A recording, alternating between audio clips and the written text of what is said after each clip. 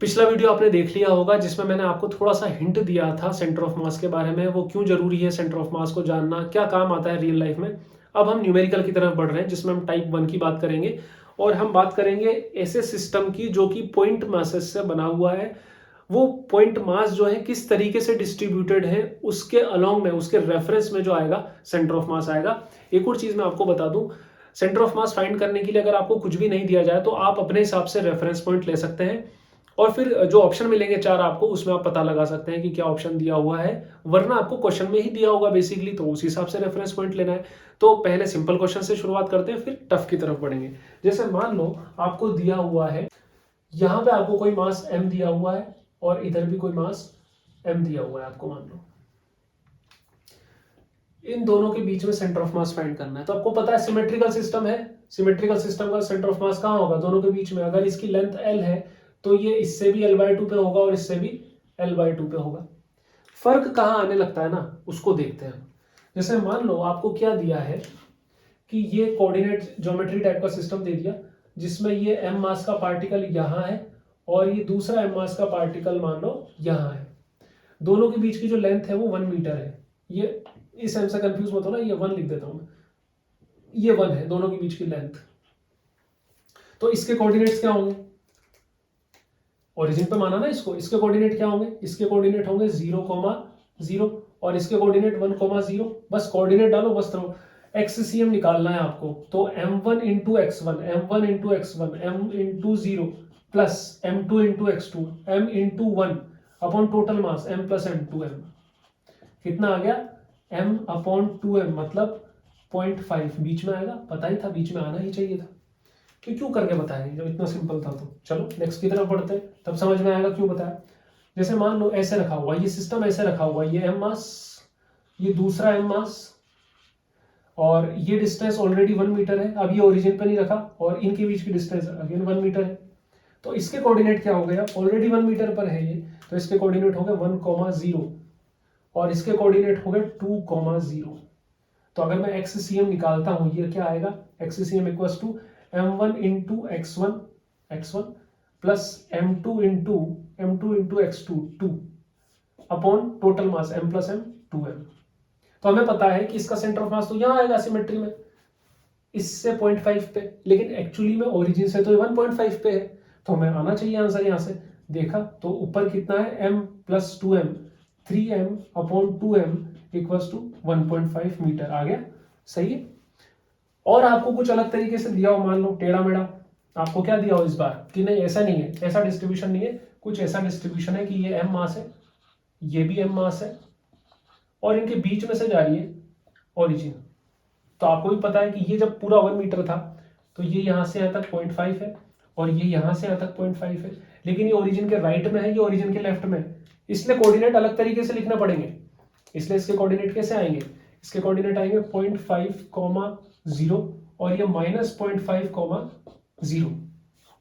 तो अगर मैं एक्ससीएम निकालता हूं इसका, तो ये क्या आ जाएगा, m1 into minus of 0.5 plus m2 into plus का 0.5 अपॉन 2m। तो ये क्या हो जाएगा, ऊपर वाला कैंसिल, 0। एक्ससीएम कितना आया, 0, और यही तो आना चाहिए था। सही है मतलब। तो यहां तक तो सिंपल था, इतना सिंपल आपसे पूछेंगे नहीं, बस एक वार्म अप टाइप था। अब अगेन आप देखो कि यहाँ पे असिमेट्रिकल है। असिमेट्रिकल कैसे, मतलब एक साइड कम मास रखा है, एक साइड ज्यादा मास रखा है। तो हमें पता है कि सेंटर ऑफ मास हमेशा ज्यादा मास की तरफ शिफ्ट होता है। ये हैमर से हमने देखा था कि इधर ज्यादा मास है तो इधर हमें हाथ रखना पड़ा था, तब जाके ये सिस्टम बैलेंस हुआ था।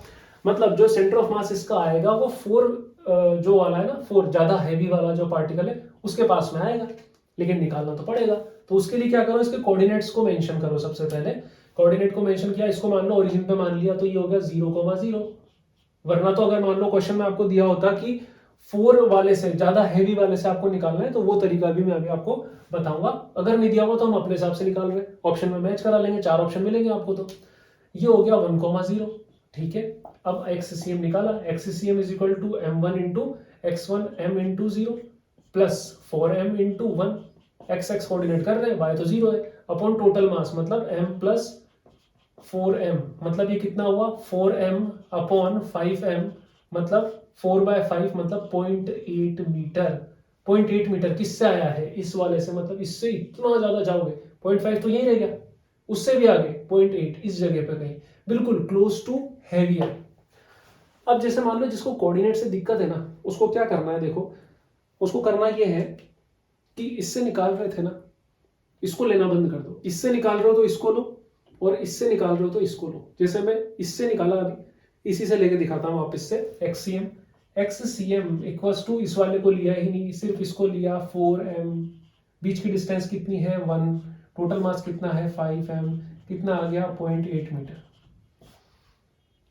इसके रेफरेंस पे निकालना है, इसके रेफरेंस पे इसको मत लो, इसको लो, इस वाले को लिया m, बीच की डिस्टेंस कितनी है 1, टोटल मास कितना है 5m, कितना आ गया 0.2, मतलब इससे 0.2 पे इससे 0.8 पे, दोनों को ऐड करो, कितना आ गया अगेन 1 मीटर आना ही था, दोनों के बीच में सेंटर ऑफ मास। ठीक है, तो ये XCM YCM ZCM अभी कब काम आएंगे, दोनों के दोनों नेक्स्ट उसी की तरफ हम बढ़ने वाले हैं। जैसे मान लो कि इक्विलेटरल ट्रायंगल दिया है आपको, इसका सेंटर ऑफ मास फाइंड करना है, जिसके सारे कोने पर ये मास रखे हुए हैं। अब हमें पता है कि ये सिमेट्रिकल सिस्टम है, सिमेट्रिकल सिस्टम है तो इसके सेंट्रोइड पर आएगा, पर एक बार हम निकाल के देखते हैं ना इस प्रोसेस से।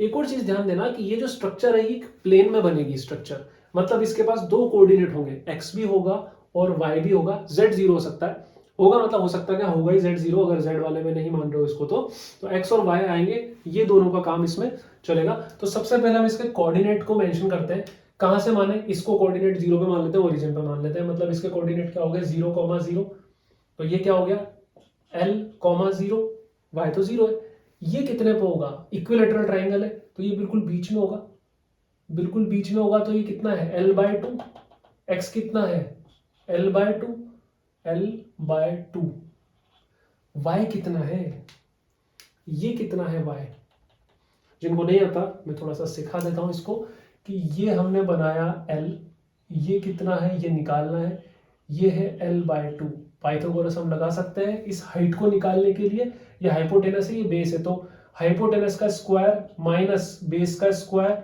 रूट में ऐसा करना पड़ेगा इस हाइट के लिए h इक्वल्स टू, तो ये कितना आ जाएगा 3l²/4, मतलब √3l/2, ये आएगी इसकी हाइट। तो इसके कोऑर्डिनेट क्या आ जाएंगे √3l/2, ये कोऑर्डिनेट्स है। चलो अब निकालना चालू करते हैं।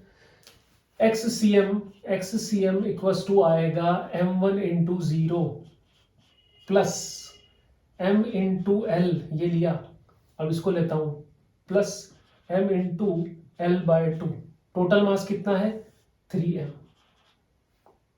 l प्लस L/2 होगा, m तो कॉमन आ जाएगा, मतलब ये भी तो कितना आ जाएगा 3/2l, तो 3/2l into m upon 3m, 3 से 3 कट गया, m से m कट गया, L/2 आ गया, मतलब कहाँ आएगा इसका सेंटर ऑफ मास, इसी लाइन पे, ये जो L/2 वाली लाइन है ना यहां से यहां तक, इसी पे कहीं आने वाला है, इसी पे कहीं आने वाला है x कोऑर्डिनेट। तो अब हम y कोऑर्डिनेट निकालते हैं।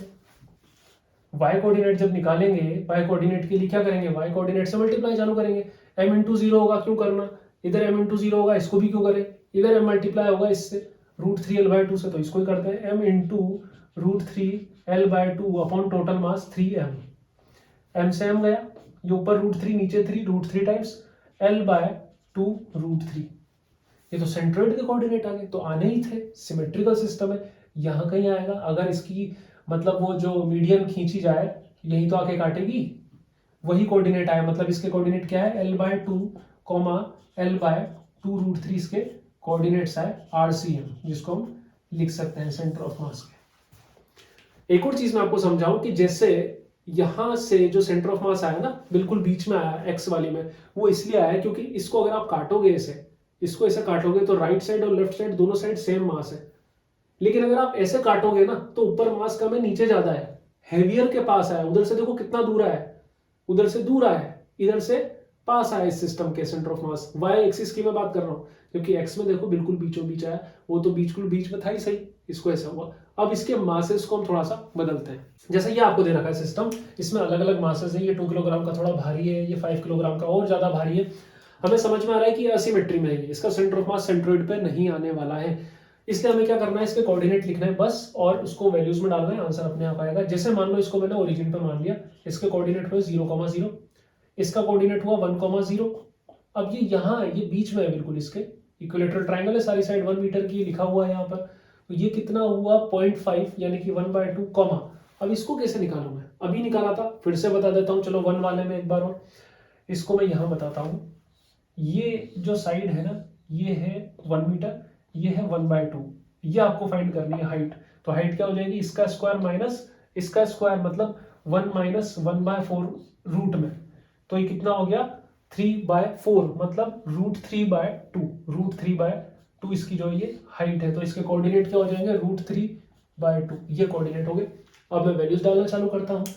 XCM में निकाल रहा हूँ, XCM कितना हो जाएगा, m1 इंटू 0, लिखने का कोई नीड नहीं है, m2 into 1 2 plus 5 into 1/2 5/2 upon total मास 5 + 2 7 + 1 8, कितना हुआ 2 2 4 प्लस 5 9/2 अपॉन 8, मतलब 9/16। इसको भी पॉइंट में निकालेंगे हम। और YCM जो आया, YCM आएगा, y के लिए इसको 0 से मल्टीप्लाई क्यों करूं, लिखूं ही क्यों, मतलब 2 इंटू 0, ये भी गया, सिर्फ इसको करता हूं इससे मल्टीप्लाई। तो ये आया 5√3/2 अपॉन टोटल 8m 8 किलोग्राम। तो कितना आ गया ये 5√3/16। इसकी वैल्यूज निकाल के बताता हूं मैं आपको, एक सेकंड रुको आप। 9/16 का मतलब होता है 9/16 मतलब 0.56, ये हुआ 0.56, बंद क्यों हो रहा है भाई, 0.562। और इसकी वैल्यू अगर मैं बताऊं, ये हो गया 5√3/16, यह आया 0.54, मतलब समझ रहे हैं आप। एक्स कोऑर्डिनेट जो आना चाहिए था, एक्स कोऑर्डिनेट यहां पर कहीं पे, इस जगह पे आया, ऊपर आ गया, शिफ्ट हो गया 0.56। जो नीचे आना चाहिए था, काफी पहले मैं निकाला था, वो यहाँ ऊपर जाके आया, क्योंकि 5 किलोग्राम वाला भारी है ना, उधर शिफ्ट हो गया। ऐसे जो बिल्कुल 0.5 पे आना चाहिए था सेंटर ऑफ मास, यहाँ पे 0.5 पे, वो 0.54 पे आया। 0.50 पे आने वाली चीज 0.54 पे आई, तो मतलब इधर शिफ्ट हुआ और ये भी इधर शिफ्ट हुआ, हैवियर पार्टिकल की तरफ शिफ्ट हो जाता है। जैसे ये स्क्वायर है, ट्राइंगल से स्क्वायर की तरफ बढ़ रहे हैं, इसमें भी x और y ही आने वाला है, क्योंकि ये भी प्लेन में बनाई जा सकने वाली चीज है, 2D ही है। अब आपको दिख रहा है तो सिमेट्री में इसके ज्योमेट्रिकल सेंटर पे आएगा, क्योंकि सारे जो मासेस है 1 किलोग्राम के हैं, और ये ईच साइड ऑफ 1 मीटर है। हमें पता है बिल्कुल बीचों बीच आने वाला है इसके ज्योमेट्रिकल सेंटर पे, पर फाइंड करके देखते हैं ना आता है क्या।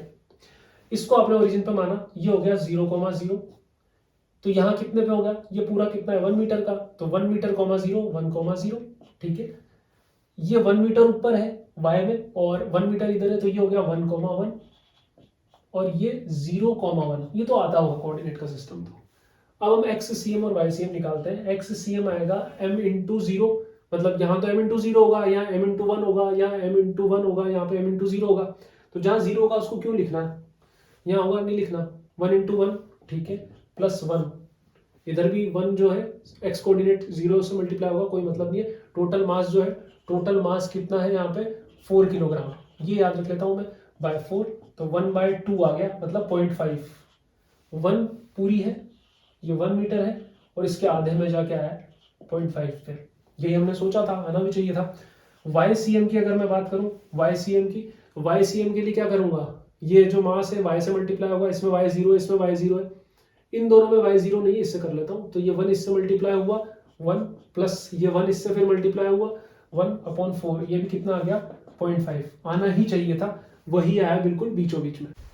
देखो वैल्यूज में चेंज है, 1 किलोग्राम 2 किलोग्राम 1 किलोग्राम 2 किलोग्राम, थोड़ी सी सिमेट्री से रखा हुआ है अभी भी, जिधर 2 किलोग्राम है इधर ही 2 किलोग्राम है सामने, और इधर ऐसे डायगोनली अपोजिट में 1 किलोग्राम और 1 किलोग्राम रखा हुआ है। अब अगर इस चीज के जो भी स्ट्रक्चर है, इसके मैं क्या 2 ऐसे पार्ट कर सकता हूं जो सिमेट्री में हो। जैसे मान लो मैं क्या करूं कि इसको बीच में से काटूंगा, तो इधर भी टोटल कितना मास है 3 किलोग्राम, और इधर भी टोटल कितना मास है 3 किलोग्राम। अगर ऐसे काटूंगा तो ऊपर 2 और 1 फिर से 3, नीचे 1 और 2 फिर से 3, मतलब अगेन इसका क्या आने वाला है 0.5 इधर और 0.5 इधर ही आने वाला है। अभी भी निकाल के चाहो तो हम देख सकते हैं, करते हैं। जैसे XCM हमने निकाला, XCM इंटू 1 इंटू 0 नहीं करूंगा, 2 इंटू 1 किया, 2 इंटू 1 प्लस 1 इंटू 1 मतलब 1, 2 इंटू 0 खत्म। टोटल मास कितना है 2 और 2 4 प्लस 1 5 और ये 6, 2/6, तो सॉरी 3/6 मेरे को हार्ट अटैक आ जाता अभी, और ये हो गया 0.5, ठीक है। और ये हो गया y c m is equal to, y c m के लिए ये वाई से 0 मल्टीप्लाई नहीं होगा, 0 इन दोनों में, तो 2 इंटू 1, 1 इंटू 1 अगेन 3/6, फिर से कितना आ गया 0.5 मीटर आना ही था, क्योंकि फिर से क्या हो गया सिमेट्री पे हो गया। नेक्स्ट हम इसकी सिमेट्री को बदलेंगे थोड़ा सा, इसकी हम बात करते हैं। यहाँ पर भी कुछ सिमेट्री देखनी पड़ेगी कैसी वाली, जैसे अगर मैं इसको काटता हूँ बीच में से, तो इधर 3 किलोग्राम, इधर भी 3 किलोग्राम, तो मतलब सेंटर ऑफ मास शिफ्ट हो गए यहाँ कहीं आ जाएगा बिल्कुल बीच में। लेकिन अगर ऐसे काटूंगा ना, तो ऊपर 4 किलोग्राम है, नीचे 1 किलोग्राम, 2 किलोग्राम है, तो सेंटर ऑफ मास वाई में तो ऊपर जाएगा, एक्स में बीच में रहेगा। निकालते हैं इस सिस्टम से। इसको ओरिजिन पे माना 0,0, इसको 1,0, ये कितना हो गया 1,1 और ये 0,1। अब इसको बार बार डीप में तो मैं नहीं बता सकता कैसे हो रहा है। एक्स सी एम की अगर मैं बात करूं तो m इंटू 0 नहीं लिखूंगा, 1 इंटू 1 1 प्लस 2 इंटू 1 2 और 2 इंटू 0 नहीं लिखूंगा। टोटल मास कितना हो गया 4 प्लस 2 6, तो ये कितना आ गया 0.5। मतलब इधर तो कितना आएगा, इस लाइन में कहीं आएगा 0.5 वाली में। ठीक है, वाई सी एम निकालता हूँ। वाई सी एम के लिए वाई से मल्टीप्लाई नहीं करूंगा, 2 इंटू 1 2 प्लस 2 इंटू 1 2 अपॉन 6, 4/6, मतलब कितना आ गया 4/6, 2/3, तो मतलब 0.6 समथिंग कुछ आएगा। 0.6 मतलब यहां आना चाहिए था बीच में, उससे थोड़ा सा ऊपर शिफ्ट हो गया, ज्यादा मास की तरफ वो शिफ्ट हो गया। जैसे मान लो ये कोई स्ट्रक्चर दिया हुआ है, इसमें हमें फाइंड करना है, जैसे सारी साइड्स इसकी क्या है L और L है सारी साइड्स, तो इसका बेस भी L का हो गया, ये भी L ले लो। इसका सेंटर ऑफ मास निकालना है, मान लो, निकालूंगा नहीं बता रहा हूं जस्ट।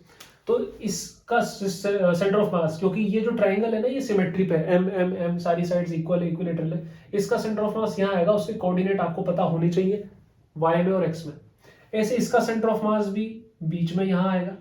तो ये डिस्टेंस अगर आपको पता है, तो आपको पता लग जाएगा ना कि कहाँ आने वाला है सेंटर ऑफ मास, पूरी लेंथ पता लग गई।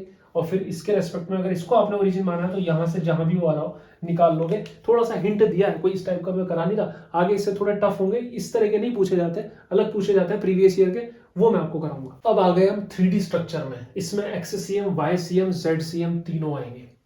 और इसके मैं आपको हिंट देता हूँ कोऑर्डिनेट के, आप फाइंड करना क्या आया। कोऑर्डिनेट के हिंट देने का मतलब है ये ओरिजिन पे माना गया है, तो ये हुआ 0,0,0 पर। ठीक है, ये वाला जो पॉइंट है ना, सारी साइड्स अगर 1 है तो इक्विलेटरल, मतलब क्यूब है, क्यूब सारी साइड्स एक ही होगी, 1 मीटर वाला ले लिया। ये वाला है x पे, तो इसके y और z कोऑर्डिनेट 0 होंगे, तो 1,0,0। ठीक है, ये वाला जो यहाँ पर ये y पे है, तो इसमें सिर्फ y वाले कोऑर्डिनेट होंगे, मतलब 0,1,0। इस वाले में सिर्फ z वाला है, तो 0,0,1 यहां तक हो गया, डन। इसके पास ये जो है ना, चलो थोड़ा सा पहले वाले को क्लियर करते हैं। ये वाला जो है ना y और z प्लेन में, इधर वाले प्लेन में y और z में, तो x नहीं होगा इसमें, सिर्फ y और z होगा, मतलब 0,1,1। ठीक है, ये वाला जो है x और z में y नहीं होगा, x और z में y नहीं होगा, तो 1,0,1। ठीक है, ये वाला जो है, मतलब ये वाला इधर वाला y और x है इसके पास, y और x से z नहीं होगा, मतलब 1,1,0। अब यही बचा, इसके पास सारे होंगे 1,1,1। अब इतने सारे मासेस हैं, निकालना आंसर। तो 1D 2D 3D सारा हमने देख लिया है। अब हम नेक्स्ट वाले में बढ़ेंगे, जिसमें हम डिस्क वगैरह लेंगे, शीट्स लेंगे, जिनका मास कहाँ पे कंसंट्रेटेड होता है उसके थ्रू करेंगे, वो टाइप 2 आएगा। तो मिलता हूँ आपसे, take care, bye bye, and please subscribe the channel. और अच्छा लगे वीडियो तो लाइक जरूर करना।